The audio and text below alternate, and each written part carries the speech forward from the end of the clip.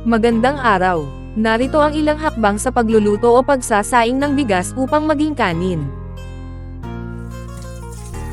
Una, hugasan at linisin mabuti ang kalderong gagamitin sa pagluluto o pagsasaingan ng bigas.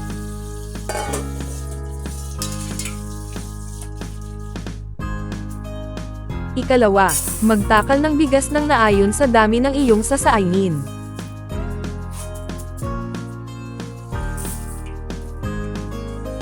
Ika-3, hugasan mabuti ang bigas ng 1 hanggang 2 beses upang maalis ang ibang dumi at maging malinis ang bigas sa pagsaing nito.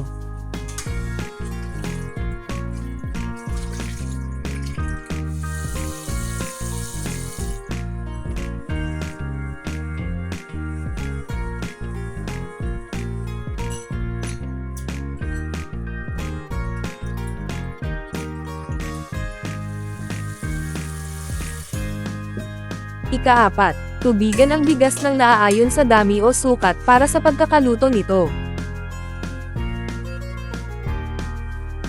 Ika-5, punasan maigi ng tuyong basahan ang paligid at ilalim ng kaldero bago ito isalang sa rice cooker upang maiwasan ang anumang problema sa kuryente.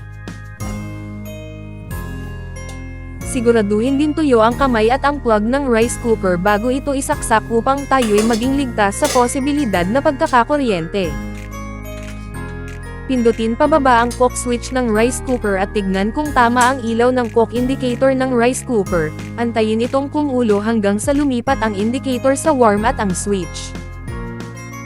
Ika-6, kapag umilo na ang warm indicator ng rice cooker, ito'y hudyat na maaring luto na ang kanin, ngunit tignan muna kung nangangailangan pa ng kunting oras para ito'y maluto pa, bago bunutin ang plug sa pagkakasaksak.